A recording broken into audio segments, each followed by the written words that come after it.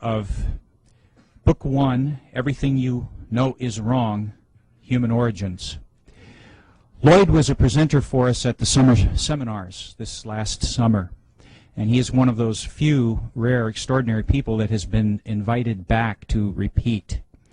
And after you see and hear his presentation, you'll begin to understand why. He, well, he's a friend at this point. He really is. And he's an awfully good man, and he's got a brilliant mind, and you're gonna love this presentation. He's a native of Louisiana. He is a graduate of Tulane University. He has a BS in psychology. He's been a writer for over 25 years, and he's been a thinker for a lot longer than that. Ladies and gentlemen, Lloyd Pye. Thank you, Bob. Appreciate that very much. For those of you that have seen this movie before, you're going to notice that the front end of it is going to be missing. I'm not going to do the part about Darwinism because I'm going to add some material at the end that I didn't have at the last time, and I think you'll find it interesting. So what we're going to do is just start right in with the human origins, in as much as the book is about human origins, and we'll go from there. All right, can we have the first slide? All right, everybody just take a minute and look at this.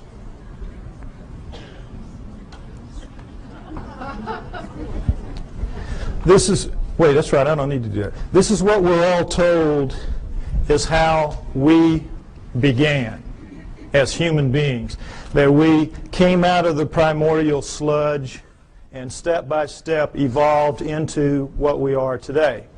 Everything in that chain up to us is eat, survive, reproduce. We are, what's it all about? We have that incredible ability to say and think, what's it all about? How'd that happen? That's what this is going to be about. What we're told is, of course, that we're a natural flow of things, and that with this guy right here, we share a common bond that begins between 8 and 5 million years ago. 8 and 5 million years ago. Reason being, we know that we have upright walking primates of some kind or other at around 4 million years ago. So they just jack it back and figure if we're upright walking at 4, we probably split from a common ancestor with the down on all 4 apes between 8 and 5 million years ago. We know we were upright walking at 4 because we have proof of it at 3.5. Next slide, please.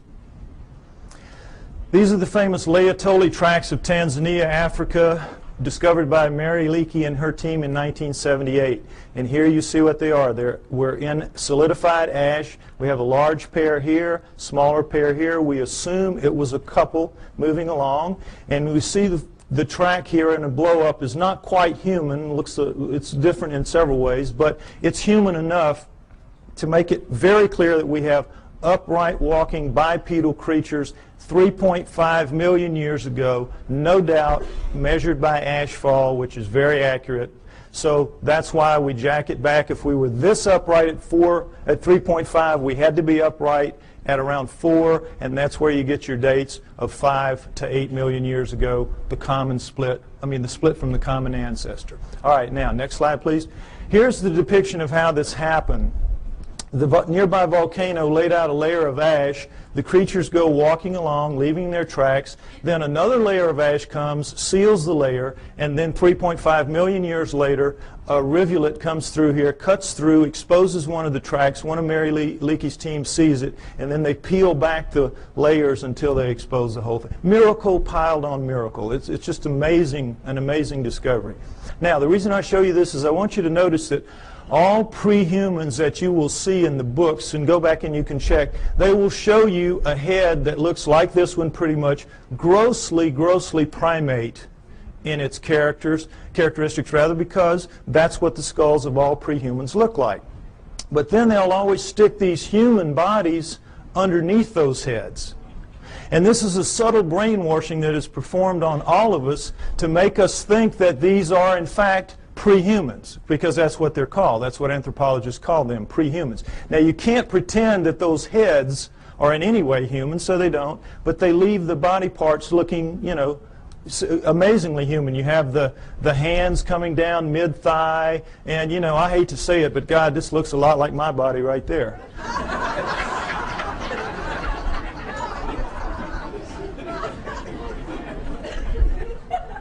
Point is, we're all being misled by these depictions, and notice them continually. It's the way I'm telling you. Now, next slide, please. Lucy is very famous. Everybody should know her story. Lucy in the Sky with Diamonds, 1974, Afar Valley, Ethiopia, discovered by Donald Johanson and his team. She is the first of the so-called prehumans. They are the Australopithecines, and she is one of the first types. Now, what we know from her is a remarkable amount, because we have 40% of her body recovered. With mirror imaging, that gives us 80%. So much more than any other fossil at the time. It was just amazing. So we know a lot about her. She stood about 3 feet 6 inches to 3 feet 8 inches tall. Very diminutive relative to us. But her bones, all of her bones, are much more robust than ours. Her upper arm bone here, for example, which is much longer than ours would be if it was a human that size. This arm bone, it would end about right here. Also, it would be about that thick. So we can see she's much more robust than we are in all of her dimensions. She has the head of a chimpanzee, which we cannot tell from her skull, as you can see, but from others like her. Head of a chimpanzee. But we do know that she walks upright because we have her hip joint and her pelvis, and we have her, particularly her knee joint, all of which are amazingly human. So we know she walked upright, no question about it. She was an upright walking creature. Just didn't have bones that looked anything like ours, or a head for that matter. Now, one other thing I want to point out about this is the people that are paid to go out and find these fossils, these pre-human fossils, are paid to find pre-human fossils. So what they do is they fudge it every way they can to make them look human, and they always have problems with the arms, because all the arms of the pre-humans are too long from here to here, from shoulder to elbow relative to us. So if you notice, what they did is they fudged this way up beyond where it ought to be to get this up here, so they could get the fingertip down around mid-thigh, when in reality it belongs down around here. Keep these little tricks in mind. This is all part of the subtle brainwashing campaign that is waged against you to make you believe that they're telling it to you straight about how this all happened. Okay, next slide. All right, as I said, these are the first 4 of the Australopithecines, and Lucy is one of the first kind, Australopithecus afarensis. We have Africanus, we have Robustus, we have Boise. All right, we have basically a pair of upright walking chimpanzees, upright walking gorillas. You can see that length of face, width of face, and sagittal crest, which modern gorillas have. It's that ridge of bone where their muscles attach to the tops of their heads. So from 4 million years ago to approximately 2 million years ago, we have a pair of upright walking chimps, a pair of upright walking gorillas, and that's it. Okay? Now, at 2 million years ago, we have a transformation. We are told it is a transition, that somehow the Australopithecines segued into the next creature, which is Homo. Homo meaning man. You will see they are indeed more man-like than are the Australopithecines, which are clearly primates, upright walking primates. So, we have this changeover from Australopithecines to Homos. We're told that it is a transition, it is a transformation, as you will see with this slide. Next slide, please. Okay, here we go. Australopithecine, early Homo. Notice, if you will, this is not a transition. This would require 20 or 30 gradual changes to get in from this to this. It is an overnight change. It is just sudden. Boom. The Homos are here. I don't mean that like it sounds. Okay, next slide. All right, the Homos are here. Here we go. The Homo habilis, Homo erectus, Homo archaic, Homo neanderthal, and then Cro-Magnon, Homo sapiens, us. Notice Neanderthal man going back and through the Australopithecines don't look anything like us. Nothing. Here we sit right here, another transition. Now remember, we had 4 million years Australopithecines, approximately 2 million years. There's some overlap in here. And then here, 120,000 years ago only, boom, here we are. Suddenly, overnight, looking nothing like anything that has come before. The bones of all of these creatures are much thicker than ours, just like Lucy's were. And in every way, the shapes are dissimilar. They do not have, it's hard to tell looking straight on, but they have no foreheads. Their foreheads go straight back off their huge brow ridges, neither of which we have. We have nice forehead here. We have no brow ridges. Huge, round, nocturnal vision eyes. So did the Australopithecines. These are primate eyes. Primates have this kind of eye. Huge, wide nasal passages indicating a big flat nose spread across the face. We've got our little uplift of bone sticking our nose off our face. We have rectangular, small, reduced eye sockets, very poor night vision. A dramatic change has occurred. The upper jaw sticks off the face, ours squished in. Nothing like us. Next slide, please. Profiles show the degree of change is startling. Prognathous mouth, no chin. Prognathous mouth even more so. No chin, and then suddenly flat mouth, nice chin.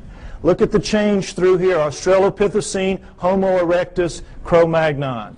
This is as big a leap from here to here as from here to here in anatomical terms.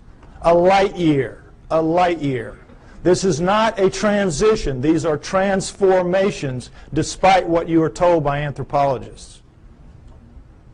Next slide, please. Now, am I making it sound my way just because the heads go that way? No, let's look at a whole body. This is a Homo erectus called the Lake Turkana Boy. Homo erectus, Lake Turkana Boy. Now, notice, if you will, this guy's about 12 years old. His molars have not erupted yet. He already stands 5'8". He's going to grow to 6'6", maybe 7 feet in adulthood. We don't know how they grew. But already at 12 years old, he is a physically robust creature. Every bone in his body at 12 years old is far more robust, thicker, stronger than any bone in Arnold Schwarzenegger's body today. True. Now, why do you, notice too, if you will, the length of his upper arm. And he has some shoulder socket here, so they had to put it in the right place, so that forced them to put the fingertip pretty near where it belongs. It belongs a little bit lower, but pretty close. Now, what are bones like this all about? What's the deal here? Why are they so robust? Your bones are a function of the torque your muscles can generate. Your bones have to be able to withstand the pressure that your muscles can generate. And if not, your muscles would break your bones. So when you're looking at bones like this, you're looking at an incredibly powerful creature. What are you looking at? You're looking at primate bones, primates of the earth. This is how the primates are built. Gorillas, chimps, right on down the line. They are incredibly strong relative to us, are the primates. 5 to 10 times pound for pound. They can come, they'll come right out of the mother's womb, reach up, hands and feet, hook onto her belly, and she walks off. And they can hang on. Anybody's had a pet monkey knows what I'm talking about. Next slide. Okay, this is a chimpanzee minus its hair due to disease, so you can see the musculature in here.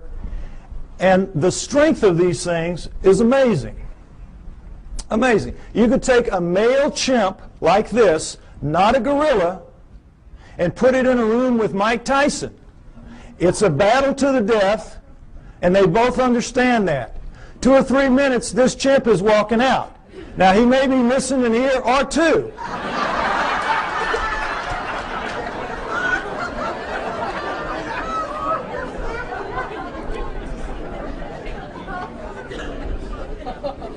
But the chimp is walking out. The chimp can tear him limb from limb, literally, apart. Understand that. Primate strength is nothing at all like human strength. Next slide. Same thing for Neanderthals, our supposedly closest nearest kin until just recently. Neanderthal fingertip bone, human fingertip bone. Segment of Neanderthal thigh bone, human thigh bone. Look at the difference. Not even close. This is quarters to dimes, shovel handles to broomsticks. No comparison. Our supposed, and we used to be told absolutely, they insisted, they swore. We came directly from those guys. Even looking at this kind of evidence, that is what they insisted. Why? Because they have to explain it in terrestrial terms. Understand that science is hamstrung. They've painted themselves into a corner. They have to explain everything in terrestrial terms. They do not allow for outside intervention, whether that outside intervention is extraterrestrial or divine. And so they have to come up with explanations like this to suit the data, which doesn't at all support their conclusions. Okay, next slide. All right, here's the drawing that shows it a little more accurately what the prehumans are vis-a-vis the humans. Notice that in the drawings the hands are down pretty much where they belong relative to ours. Also notice the rib cages are the upside down funnels of primates in the prehumans as opposed to ours. What's the situation there? Well, you can't tell it very well from here, but all of the prehuman heads are stuck on their bodies like that, the way primates are. Their heads are down in on their shoulders. Only we have that elevated neck sticking our head up off of our torso.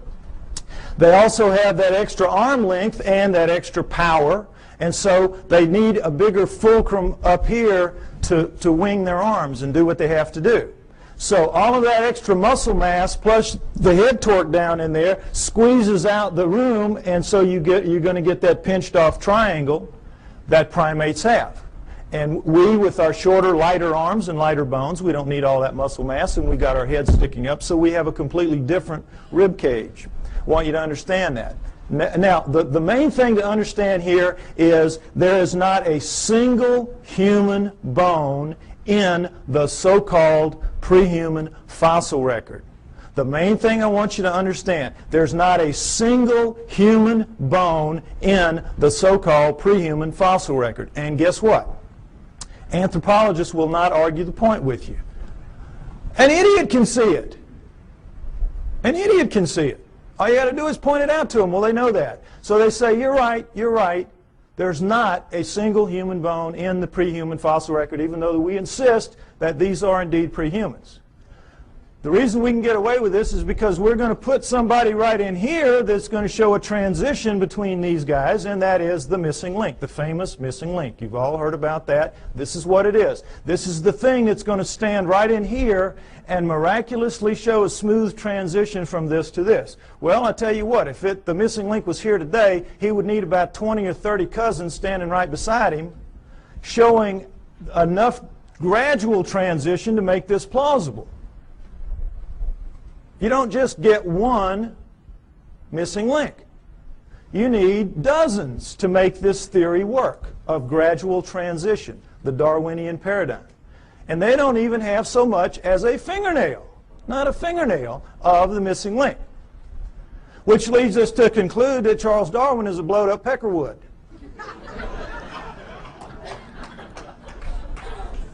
However, they will not concede that fingernail that's missing in that direction. Darwin's still intact, everything's still okay. Missing link's going to show up. It's been 140 years, not yet, but he will show up. Okay, next slide. All right, the throat thing, I want you to get that clear in your mind.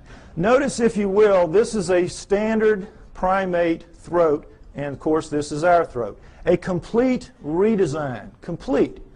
Not least of which is the fact that they can breathe and eat and swallow and drink at the same time and not choke. We, of course, you know what happens when we do. The peas come out of our nose when we start coughing.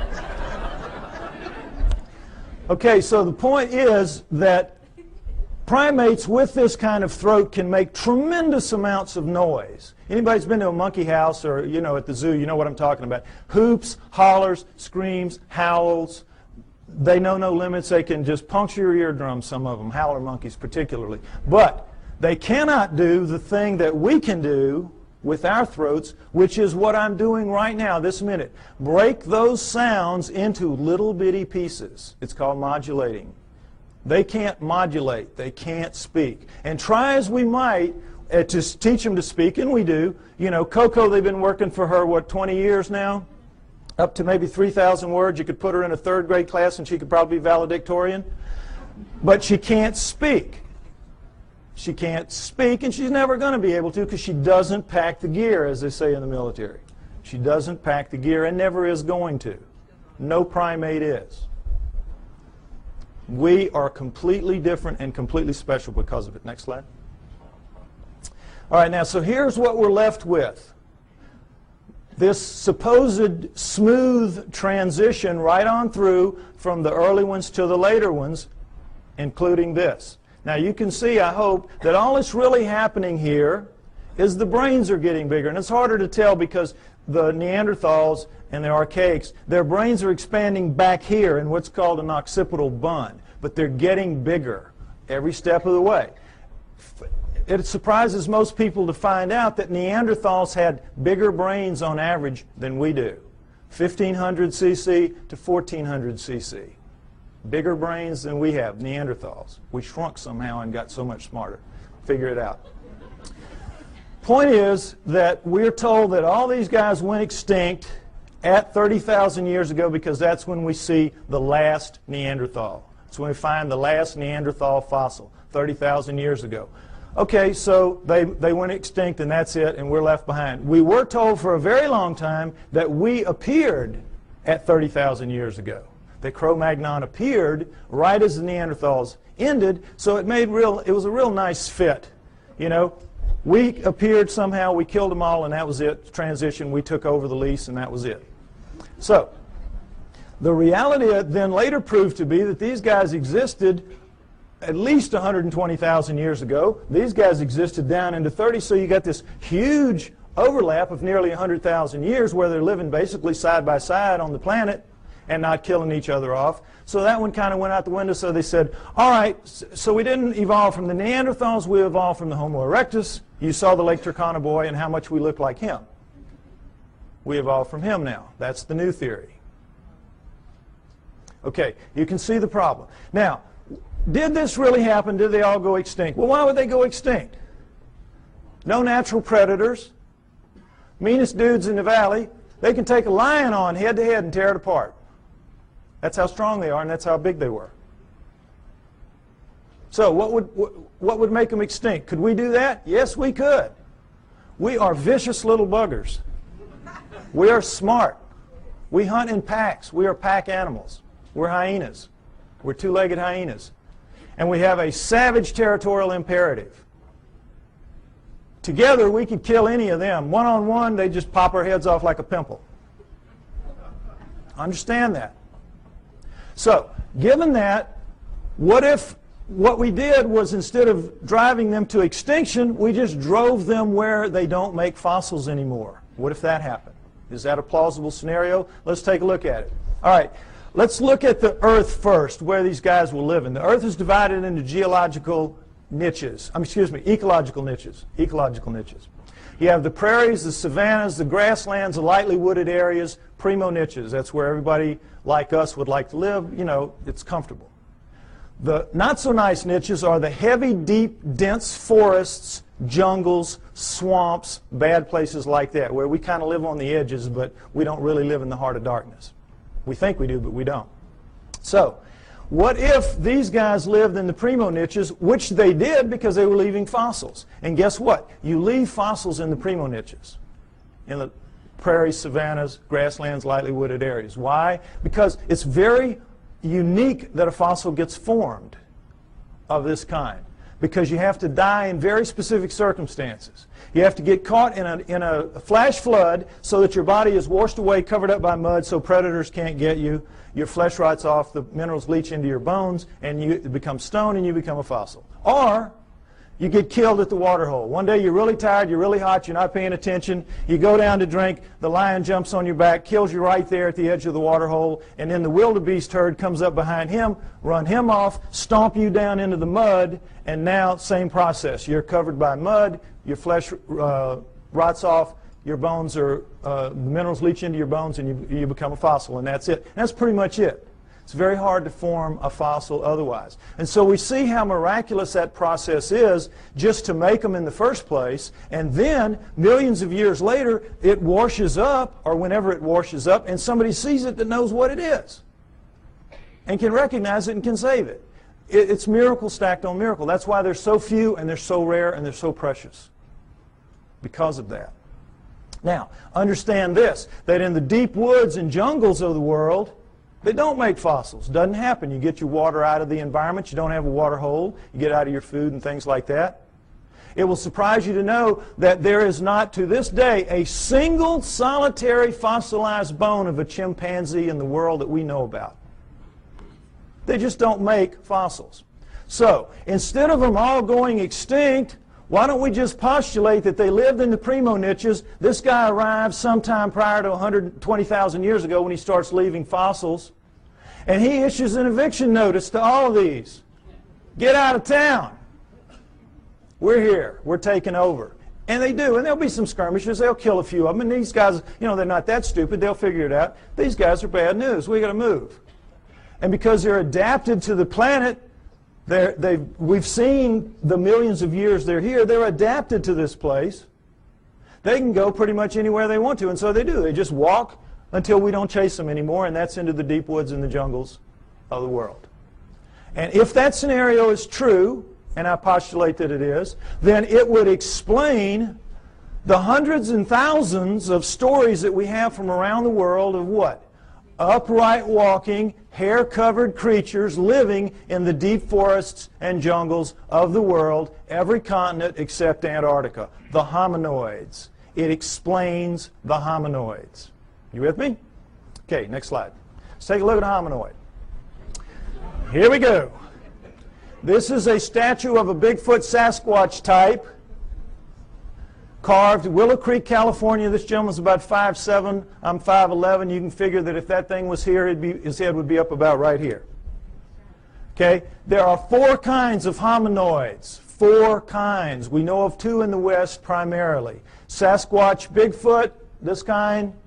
Abominable Snowman Yeti. And then there are 2 other kinds that are dominant in other parts of the world that we don't know very much about. The Almas and the Agagwis. Okay? Now we're going to go over them. They're pretty much the same except for size. All right. The Bigfoot Sasquatch kind, as you see, 7 to 10 feet tall, 700 to 1,000 pounds on average. The giants, the big ones, the ones you hear the most about.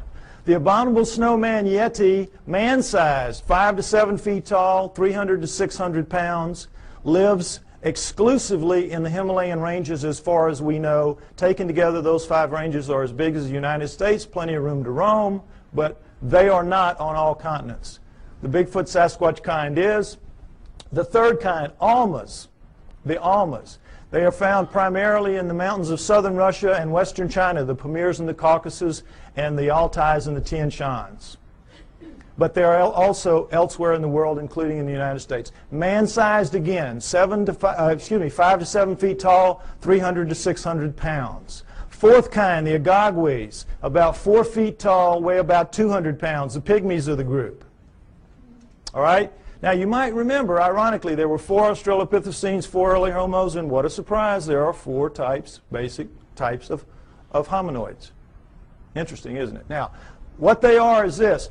The Bigfoot Sasquatch kind live in what is called lower montane forests. Now, in mountainous terrain that are covered by trees, and if you've done any flying in the Pacific Northwest, you know what I'm talking about. The lower trees are called lower montane. As you go up, you get into upper montane. The Bigfoot Sasquatch lives in the lower montane. The Abominable Snowman lives in the upper montane forests of the Himalayas. You get the idea, Abominable Snowman, he lives up in the snow. Nobody lives in the snow. There's nothing to eat there. They live in the upper valleys, and you see them occasionally as they cross from one valley to the other by going over a mountain, the snow part of it. Okay, now the Almas also live in the lower montanes, but they're more flexible. They also seem to be the smartest, and this is not to say they're anything like us. They're just very smart animals. The Almas are. I think they're going to prove out to be living Neanderthals. The evidence is strong that the Almas are living Neanderthals. Okay? The Agogwes, the fourth kind, the pygmy kind, live in the jungles of the world. That jungle band that goes through South America, Central Africa, and Indonesia, that area. They, of the four, have reddish, russet-colored hair, like orangutans, which also live exclusively in jungles around the world.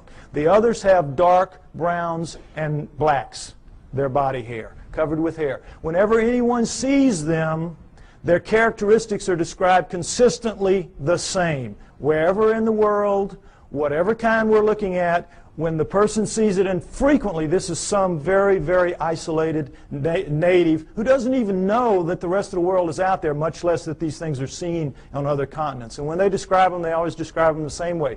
They say, no forehead, huge brow ridges, big round deep set eyes, big flat nose, although this one isn't so big, but big flat nose up against their face, mouth sticking off their face, no chin, head tucked down into their torso, very long arms dangling around their knees, very thick, muscular, robust bodies, and covered with hair from head to toe. Now, take away the hair, and what did I just describe to you to a T? The pre-humans. Am I right? You saw the skeletons. You saw the bones. The pre-humans. What does this lead us to believe? The pre-humans are the hominoids. The hominoids are the pre-humans. The pre-humans are the pre-hominoids. It's their ancestors, not ours. It's clear to anybody that will look at the evidence.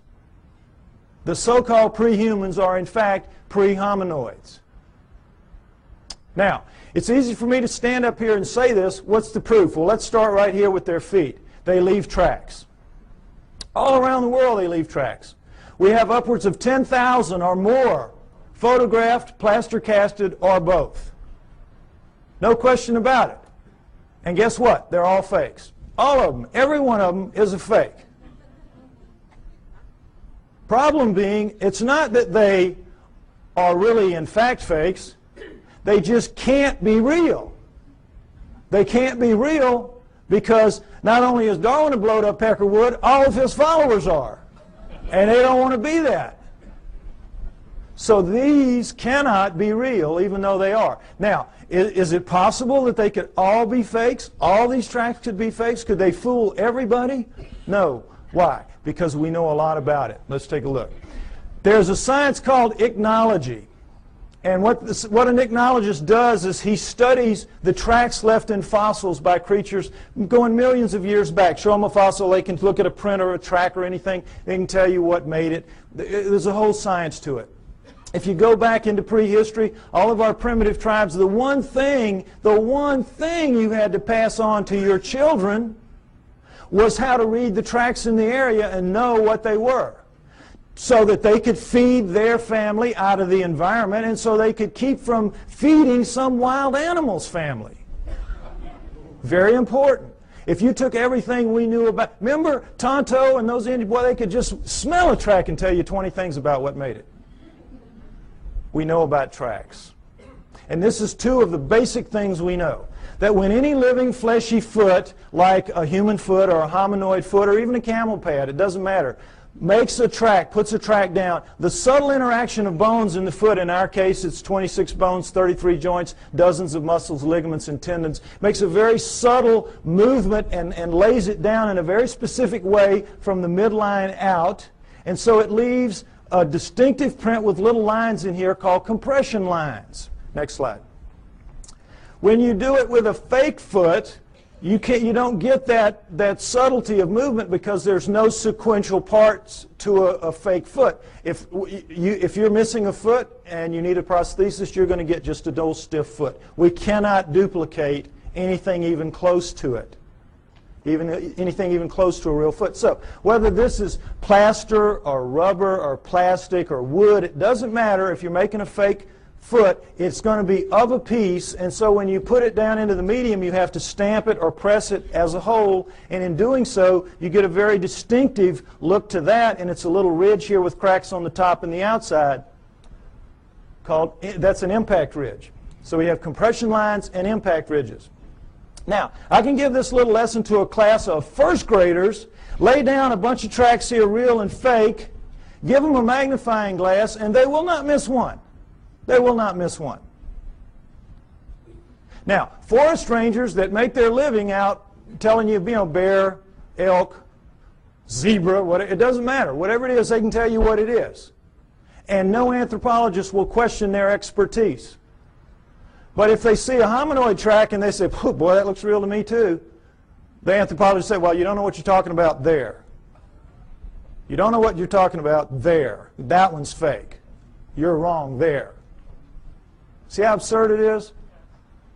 And for the most part, you believe it because you don't expect them to lie to you. You don't expect them to have an agenda that they're maintaining. But they do, and they do, and keep it in mind. Okay, next slide. All right, this is the way a human foot works. Looks and works. This is, of course, a good foot, not a flat foot. This is a typical human foot with an arch.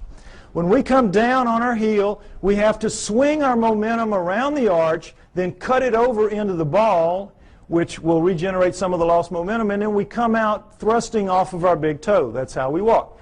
Our smaller toes pull up and act as balancers.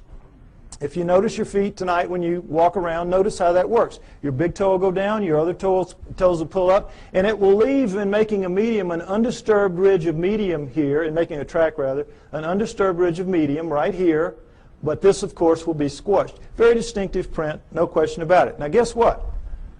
We walk badly, badly.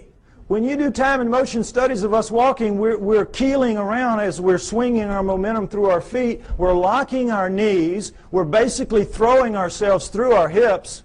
That's why our joints wear out as we age.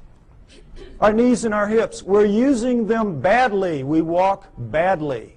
Whoever designed us needed to go back to the drawing board a couple of times more. They got lazy. It was a mistake. Okay, with that in mind, next slide. Let's take a look at a hominoid track. Typical hominoid track. This is Bigfoot, 16 inches long, but taken in that really nice powdery dirt you get at the end of a hot summer, so it's a very clear, distinct print. Notice, if you will, the differences. We have a midline about right here, ankle shifted very far forward, heel extended back here and very much widened, forefoot shortened very much and widened, all 5 toes looking about the same shape, ironically, square, and all 5 toes acting as balancers because you have medium all the way through here. So you're getting the forefoot thrust coming out completely of the ball area, which is dented in, and it's like a 2-part motion, sort of. So they have a completely different foot. It's a completely redesigned foot. Why? Completely redesigned creature. Much bulkier, much heavier, much denser, much more robust. So you need a different kind of foot. No arch is going to support that kind of weight, so you have no arch. Now, the funny thing about most real, quote, fake tracks is that the local yokels who make them make big human footprints and go out stamping those around. So, you know, immediately, they don't even have sense enough to know you got to do it, make a completely different foot.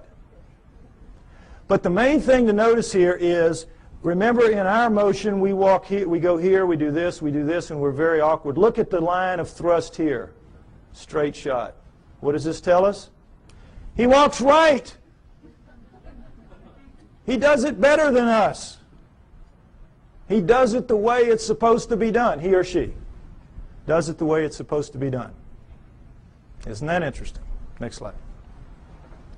Okay, this is something else that the best hominoid tracks have. Dermal ridges. Now, it's kind of hard to see, but dermal ridges are your fingerprints on your feet. Fingerprints on your feet. This is why they take a baby's footprint when it's born. Finger's too small to deal with, just stick its foot on. Same thing. Individual, unique. Dermal ridges. And there you... Oh, I think my battery's running out. Oh, no. No, when I put it down here, it goes out. I may need a replacement part here if anybody's got one. Yeah, I know, but I think it's just because I shook the battery a little bit. All right, anyway, point is that whoever's faking these things out around the world, thousands of them, is taking the trouble to make articulating feet that if they would just put on the market, they could make a fortune in the prosthetics industry.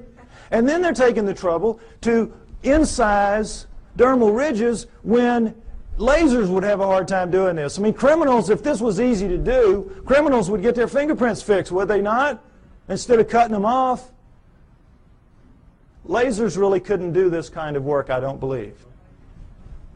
Oh, okay. Okay. Thank you. No, I got it. I'm going to go with this one for now. Okay.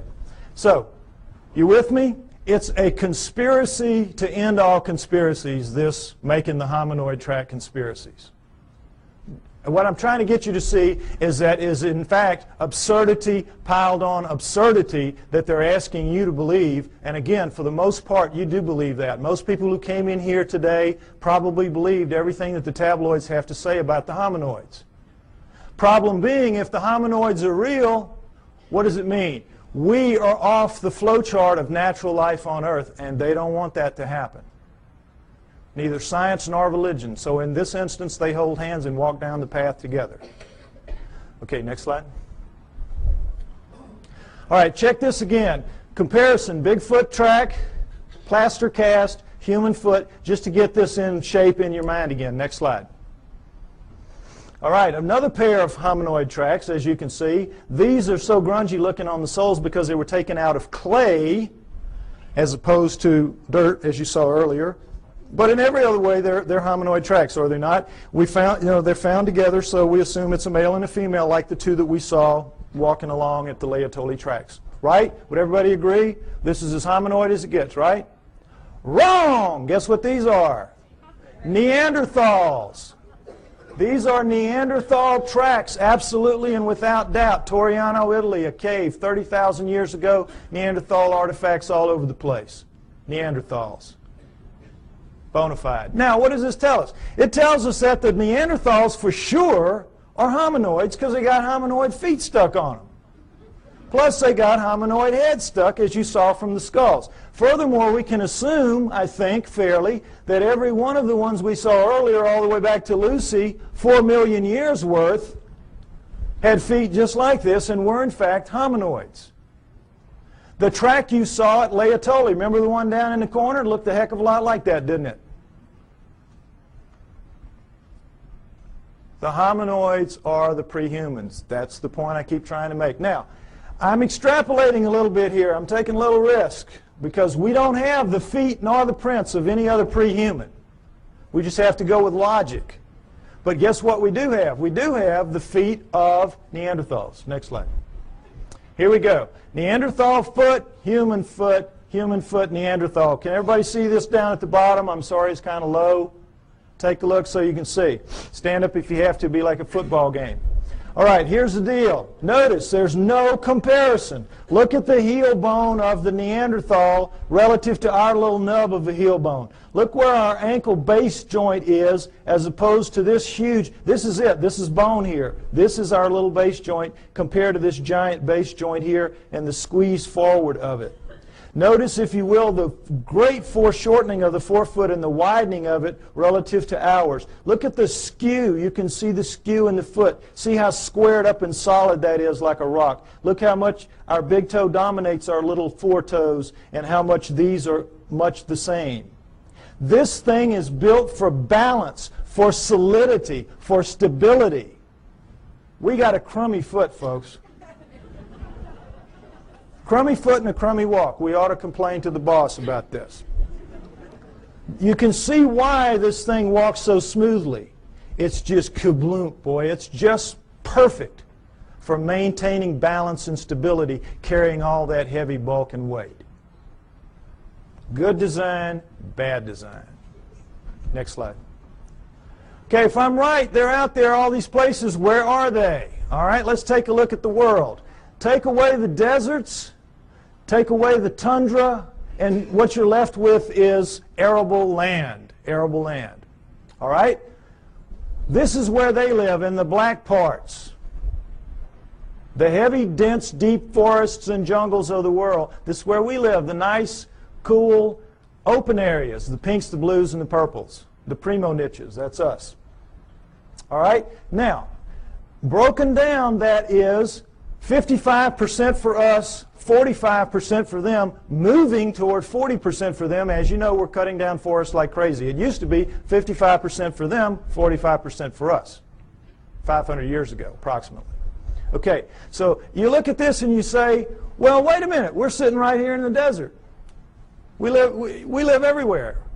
No, we live in most of these environments, but we don't live, for the most part, up in these areas, in the Himalayas and here and in these jungles. If we live in the jungles, we live on the river. We don't live in the heart of darkness. When we have to live in the heart of darkness, what do? We cut it down. We'll cut roads through here, but we don't live in it, where we've got to hack our way through every day to go to school or to the store. Just isn't going to happen. We're not physically designed for that. Our skin won't take it. If we didn't have clothes and couldn't defeat the natural order of things, if you were to strip everybody in this room naked and put us out there to live like everybody else has to live, most of us would be dead in a few weeks from radiation poisoning. Those of us who have black skin would have a chance to make it to the equator, but couldn't stay and live in cold climates. We're not physically adapted to this planet. Understand that. Our skin does not let us go except in certain niches, the primo niches. So, understand too that we think we live in every one of the nooks and crannies out there. We are masters of all we survey. That's what we're told all the time. We're humans. We're masters of all we survey. We do not even survey all that we claim to be masters of. It will surprise you to know that of the United States alone, fully 25%, 1/4, has never once been foot surveyed because it's just too hard to get in there and do the work. We survey from the air those areas. We do not go. We're not as tough as we think we are. Now, also understand that the hominoids are not just restricted to these areas. They move wherever there are forests. These are their real stomping grounds. But they go anywhere that there are forests. They use forests like highways because they are migratory animals. They migrate. They do not hibernate. They move with the seasons, and they use forests as their highways.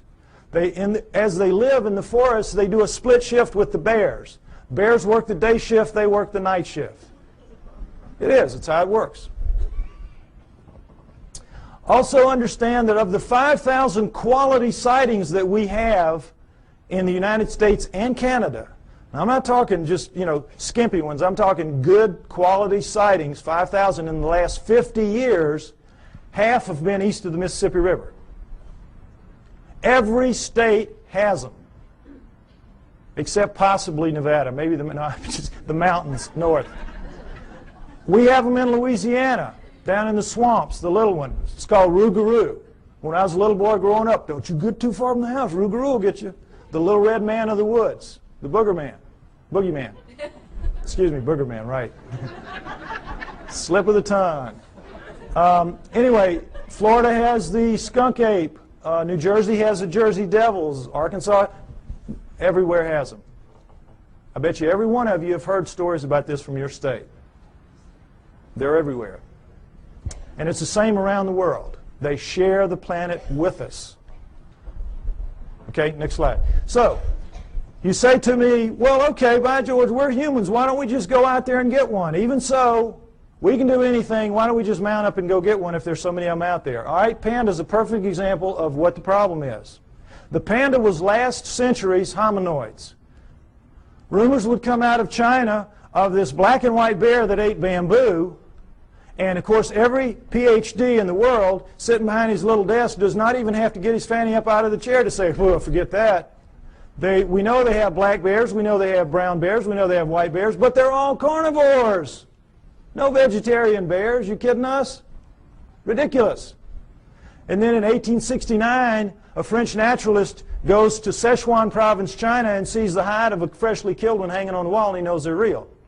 So every zoo and museum mounts up the expeditions that you would like to see mounted up today to go out to find the next panda and bring it in.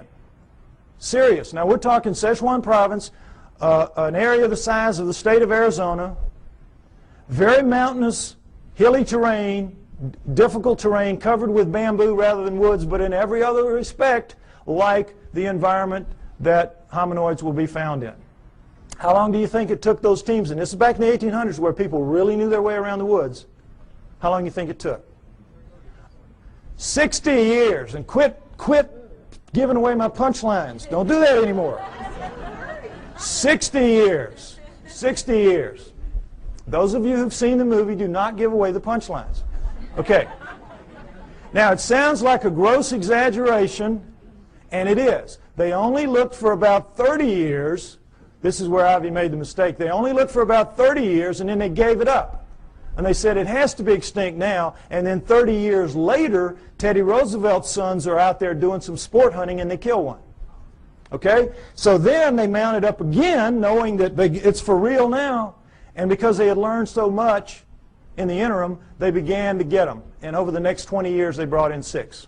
And we have the panda craze, that we have today. But even to this day, they're extremely difficult to go out into the wilds of Sichuan province, China, and bring in a wild panda. Now, what is the panda doing that makes it so difficult to get one? Well, as you can see, it's very brightly colored and stands out very distinctively against its green background. It lives during the day. It eats a very restricted diet, bamboo. It's very slow-moving. You see them move in zoos. They're stupid as a bag of hammers. They can't even reproduce in zoos. Can't even find each other or figure it out. I mean, how stupid do you have to be? Anyway, the point is, they're not doing anything. They're living their lives, and the problem lies with us. We can't hack it in their world very easily. We think we're masters again of the world. We're not. We're not. And where they live is where the hominoids live. And the hominoids are bigger, faster, stronger, operate at night, eat anything in their world. They can hear better, see better, and I'm absolutely sure think better than we can. We're not going to just mount up and go get one because we've tried it many times and it hasn't worked. We're only going to see them by accident, encounter them by accident. And that's when it happens, and it happens a lot. We have good evidence on record of these encounters. Next slide. We're going to go over a few. The famous Patterson film, Roger Patterson took a film of a female hominoid walking along a creek bank in 1967, October. You all saw this, well, not all, but some of you saw this recently on a television program called World's Greatest Hoaxes. All right? That itself was a hoax. That program was a hoax. I wrote a long email about this, and it's on my site if you'd like to read it, www.lloydpye.com. It's a defense of the Patterson film showing what they did not talk about in that program, trying to make this film look like a hoax and pick on it, as people will do occasionally. There's no doubt that this is a bona fide film for a number of reasons we're going to go over. All right. First of all, it was a bright sunny day, as you can see. What happened was the sun was shining such that it was glinting off of her shoulder and thigh as she walked, and you could see her muscles rippling in her shoulder, in her thigh as she walks. In good slow-mo close-up, you can see that, which they did not provide in that program. All right. If that's a person in a suit, the suit has to be glued to naked skin. In the gluing process, you lose that flexibility, that ripple. The only thing that looks like this does in this film is real skin over real muscle working. So we could stop right here. It's real just based on that. Right there. But we don't have to stop. The arm, if you've all seen her walk, she walks along like this. She drags her arm down around her knees where everybody says, the hominoids do. Why? The elbow articulates right here, which is much longer from shoulder to elbow than a human. If that's a human in a suit, impossible. You can't get an elbow bend at the same point. So we could stop right there. Solid proof that that's not a human being in a suit. But furthermore, Jerry Romney, the guy they said was in the suit, they stuck him with breasts. What would they do that for? Why go to the problem? Why go to the trouble? As she walks along and she turns back to face him, you see the breasts sway, and she takes a couple of steps, and you see that nice jiggle that we all know.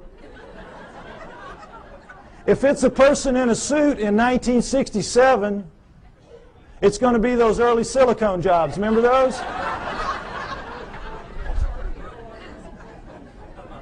Absolutely real right there. Furthermore, she left tracks in the hard-packed sand of the creek bed. 1 inch deep. We have pictures, we have casts. That cast you saw earlier of the cast in the foot, that was her foot. No question, inch deep, walked a 200-pound man beside her not long after. He sank about 1/4 of an inch. So we know that as she stood there doing this, she weighed 600 to 800 pounds. Fake that. That's got to be a real lead-lined suit. 600 to 800 pounds as she walks. So we know that it was a legitimate film.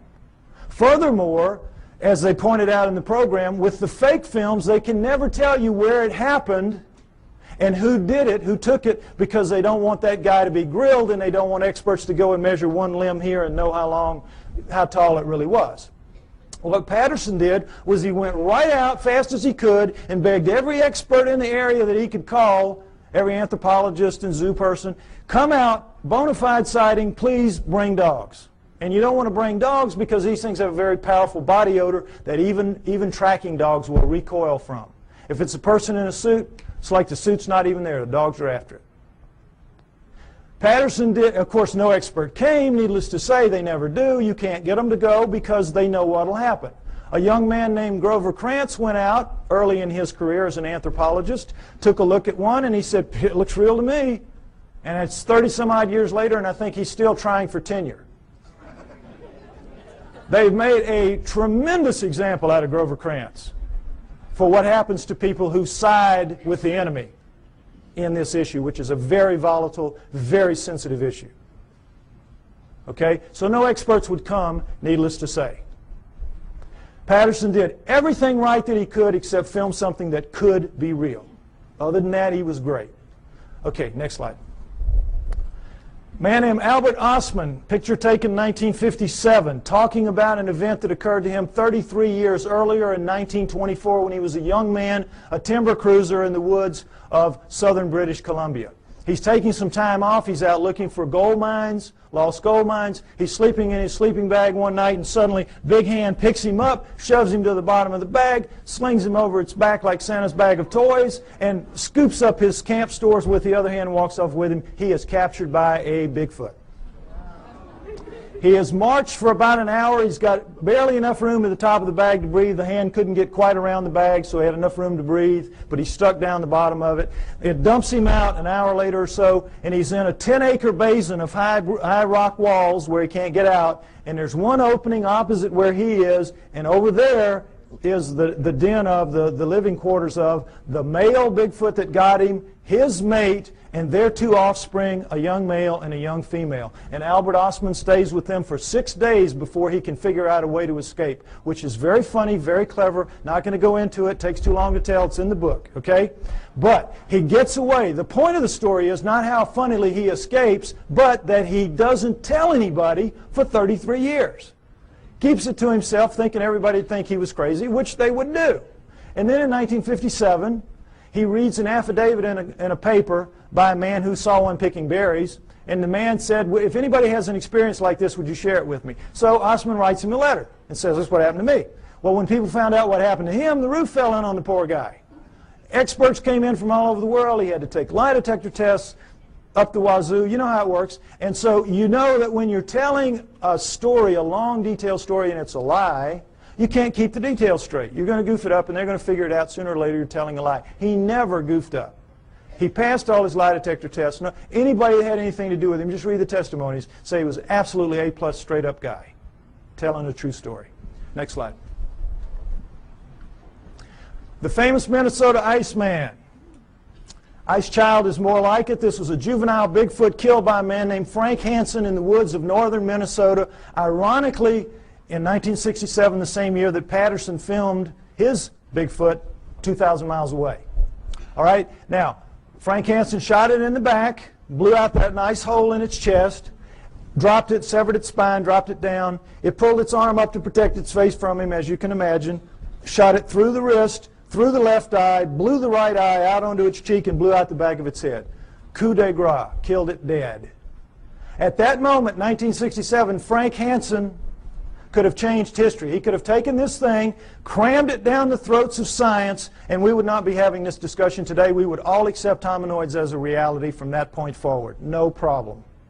But Frank Hansen was not that kind of man. The kind of man he was, he saw the opportunity. He bought a 7-foot floor freezer. He threw the body in there. He filled it up with water. He froze it. He put a piece of plate glass over it, and he took it around to shopping malls and county fairs for about 12 years, from about 1978 to, about 1968 to about 1980. Did anybody here besides me see it when it was out? There's always people that saw it. Okay, so they can tell you that it was the real deal. Okay. Now, what you saw if you went and paid your buck to see it was this thing laid out, and you could see it's kind of snowy, milky ice right here, but where you could see it was like glass. It was like air. It was clear. You know how ice can be. So, you could see very clearly that this was an ex-living dead thing laying in front of you. But don't take my word for it. Take the word of a man named Ivan Sanderson. When Frank Hansen was trying to get publicity for this, he allowed Ivan Sanderson, a true zoologist and a great cryptozoologist, to study this thing for 3 full days. Very powerful lights, the whole works. And Sanderson wrote this tremendously detailed technical report about it, much of which I quote in the book. You read that, you will know the man knew what he was looking at from a technical zoology standpoint. I'm looking at it just with layman's eyes when I'm a young man, but they're perfect eyes, astronaut eyes. So I'll tell you what I saw. What you could see, what anybody could see, because the knees were almost to the top of the glass, is that every hair, you know how hair floats in water? This is not our hair. This is primate hair, 2 to 3 inches long. It's sticking off. It's like a pincushion off its body. You can see right down to its skin wherever you look. And wherever you look, you're looking at what amounts to a small pencil lead hair, round, tucking into a pore, perfectly tightly round. Wherever you look, millions of them, wherever you look. Now, what we're told is this was just a wax and rubber dummy made up by a charlatan who was out to just take advantage of people, right? Ask anybody who works in the wax museum business, and they'll tell you the one thing you can't do well is hair, because to get the hair right, you got to punch it in with a tool, and you got to pull that tool out, and it's going to leave a little nick mark around the hair. None of that in this creature. None.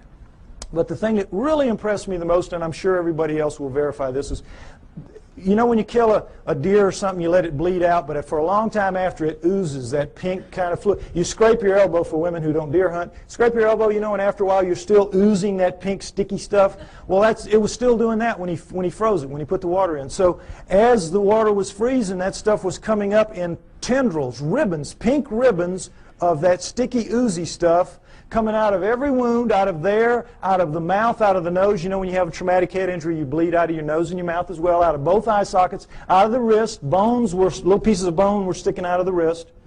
Every one of those, and those ribbons went from down as deep in the holes as they could get up to the surface, and they spread out in little pools, little circles at the top of the ice. Now, I defy anybody making a fake to even think to do that, much less pull it off and make it look so real. This was the real deal. Next slide. Perhaps the most interesting story of them all, Xana from Russia, an Alma. Remember I told you that the Almas were also man-sized, 5 to 7 feet tall, 300, 600 pounds, and they're dominant in Russia and the Orient? This is Alma, the living Neanderthal. This is one of them right here. This is Xana is an Alma, was an Alma. Now, understand this. In the Orient, the tradition when one of these things is captured for whatever reason was to kill it immediately, desiccate its body and sell its body parts for medicine, principally aphrodisiacs. That's the Oriental tradition. In the Russian area, though, when they would be captured, male or female, they would be used as slaves, physical slaves, held, spirits broken in these primitive villages where they would be, and they would be used to carry wood, fetch water, do the haying, all the heavy work nobody really wants to do. Make the slave do it. And so that became their fate. And for females, another aspect of it was they had to become the sex slaves of the men of the area. And that was one of the other great advantages to having a female. And so this is the fate that befell Xana in about 1850. She was captured as an adult in 1850. We do not know how old she was. She was an adult. She was taken to the village of Turkana, where they kept her in a hole for about 3 years until her spirit was broken enough to let her wander around. She was dependent on them for food, and then they began to train her to fetch wood, fetch water, do the things that she had to do. And she became like the village pet for 40 years. She died in 1890. Now, how do we know this? Because in the Orient and Russia, they don't have the same tradition that we have. They're very old countries. They've been living with this for a very long time, for centuries. They know they're real. They send researchers out taking information about it. They send teams out trying to find them, or they used to when Russia had money. They don't now. But this was done in the mid-1970s. Excuse me, I'm sorry, mid-1960s. This research was done in the mid-60s. So, in the mid-1960s, this was an area of Kazakhstan where she lived, where people live very long lives. You know those places in the world where people live up around 120 years old? So they had over 100 people above the age of 80 that had known her quite well in their youth. There were 10 still alive who had attended her funeral. So they were able to get tremendous corroborative evidence, corroborative testimony about her lifestyle, and everything about her from all these different people, so we have an amazing view of what she was like and what her life was like. Again, a lot of which I go over in the book. But the main thing is that she never learned to speak, but she learned the language. They could talk to her and she'd know what they meant. And while there, she gave birth 8 times to hybrids with men of the village. 8 times. Killed the first 4 accidentally because her kind apparently washes the newborn off immediately. She would take it to the freezing glacial river that ran through the village, and because they had so much human in them, it would kill them. So the last 4, the village women took them from her at birth and raised them on their own because they looked so human. And every pair of hands was very valuable in one of those primitive villages like that. And so they raised them up, and they became Russian citizens. Married, had children. Her great-grandchildren are alive in Russia to this day. I know, it's an amazing story. Now, what do people say about her children? Well, everybody said that they were indeed taller than most, bigger than most, a little more robust than most, but not giants, not superhumans, just strong, you know, big and strong people. Darker skinned than most, but not truly Negroid. Hair like, you know, everybody, but not covered in hair like she was. Average intelligence, not wizards, not stupid. Ugly enough to make a freight train take a dirt road. Unfortunately for them. But they could speak. That's the key. They could all speak. They had very high-pitched voices, but they could speak, which allowed them to integrate into the community as humans, even though they were clearly not quite humans. So the researchers were real excited to get all this information. It's like, wow. And they knew where she was buried. She was buried in the village cemetery. Unfortunately, this is a Muslim area. They don't mark gravestones there. So they knew she was in the village cemetery, which had existed for centuries, and they couldn't say just where because of the 10 people that were alive. They all had different memories of where it had been. Who knew that 70, 80 years later somebody was going to care? So they couldn't decide. They couldn't, and they would have had to bulldoze the whole thing. The village wouldn't let them do that. So somebody says, well, guess what? Her youngest son, Kvit, died in 1954, only 10 years prior to this study. So they said, we know where he is. We'll let you dig him up. So, boy, they dug him up. Her youngest son, Kvit. Now, before we look at his skull, I want to say again, remember, Neanderthals had bigger brains than we did, and they carry them, we do rather, than they carry them in a bun in the back of their head called the occipital bun. All right, let's take a look at Kvit's skull. Here you go, right here. Notice, if you will, that's a remnant of an occipital bun right there. Notice how much of a forehead he doesn't have. Look at the size of these brow ridges. Look at that eye socket. Is it starting to look familiar? Look at the size of that nasal passage. Look at the size of these teeth. Look at the size of that jawbone. Look at the size of the cheekbone. But look at that chin. Allows him to speak. This is an ugly dude, kids. This is a Neanderthal, basically. This is a guy you do not want to meet in a dark alley. Now, what, of course, anthropologists say is that he is an extreme variation on the human norm. An extreme, real extreme variation on the human norm. But that's how they explain it. Okay, I ask you to take my word for it. Hominoids are real. They live with us today. They have always lived with us. It is their planet. They are the native, indigenous, upright walking primate of planet Earth. There was a split somewhere between the down on all four primates and the up on 2 feet primates, but we're not the one. The pre-humans are the pre-hominoids. Go with me on that. Now, if you do, what it means is, as I said earlier, we human beings do not have a place in the natural scheme of life on Earth. And that's a problem. So if we don't, where did we come from? Why and how did we start leaving fossils on the planet at only 120,000 years ago? All right? Unlike Alan, the speaker you saw earlier, and perhaps unlike some of the others you might hear later, I have my own opinion. I don't necessarily agree with him. You're here to evaluate what we say and decide on what you believe. I am a pro-Sitchin person, as you will see. Okay? I have studied, and in part 4 of my book, I base part 4 on the writings of Zechariah Sitchin and the ancient Sumerians, because, next slide, I believe that the answer to where we came from is, in fact, going to be found in Sumer, ancient Sumer. Modern-day Iraq, Tigris-Euphrates River, Zagros Mountains, the Fertile Crescent. And the Sumerians are the first great culture that we know to come out of the Stone Age. At around 6,000 years ago, they appear full-blown, boop, everything. Over 100 of the first that we attribute to a high culture the Sumerians produced. Now, logic would tell you, and certainly the Darwinian paradigm of simplicity leading to ever more complexity would tell you, that the first culture out of the Stone Age is going to come crawling out of the caves on bloody hands and knees. Are they not? But no. These guys come sailing out and start building beautiful cities and have education and law and everything. Next slide, please. They had the first great cities, the first great city centers, the first high-rise buildings, the first walls, the first roads, the first wheeled vehicles, the first ocean-going vessels, geniuses with water, first agriculture, first animal husbandry, first laws, first court systems, first literature. You name it. They had it. Well, everything except cable TV, maybe. I mean, they had it. They were great. They were a fantastic culture. And the Egyptians, Greeks, and Romans come from their culture. Those cultures developed from what passes down from the Sumerians, or at least out from the Sumerians, I believe. Okay? So, one of the many things they had at first was writing.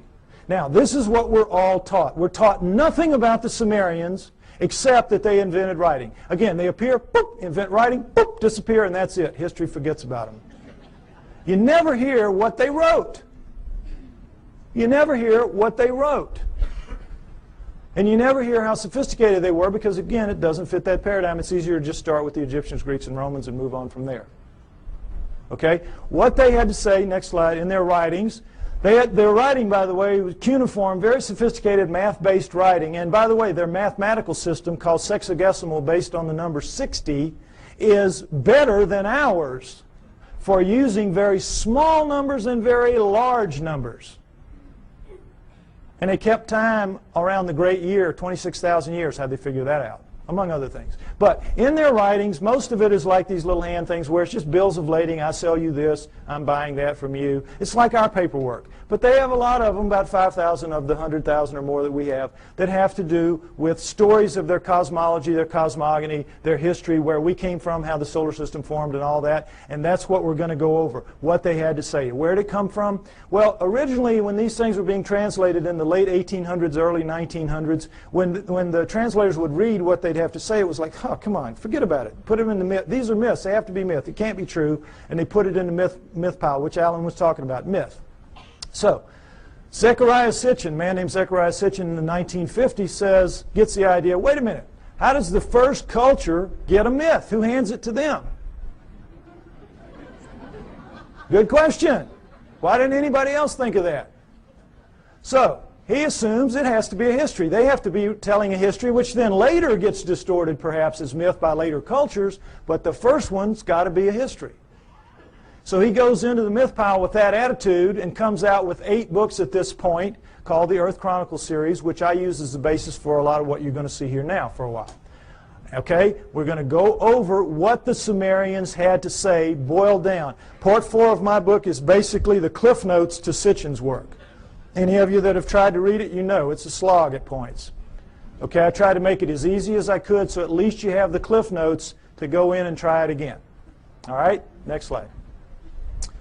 Here's what they say, that originally as the solar system was forming, there was the Sun, Mercury, Venus, Mars, and a big planet called Tiamat, right where the asteroid belt is now. And if you know about Bode's law, there's supposed to be planets at certain places of a certain size, and it all fits reasonably well except for the asteroid belt where there should be a planet, and there isn't. But there was Tiamat then, Jupiter, Saturn, Pluto as a moon of Saturn, Uranus, Neptune, and into that forming solar system at around 4 billion years ago, which we extrapolate and assume because all of them were still very plasmid, still very much lava-ish, able to pull moons out of themselves, and we know that the solar system formed at around 4.6 billion years ago, so at around 4 billion years ago would have been the time approximately when this would have happened.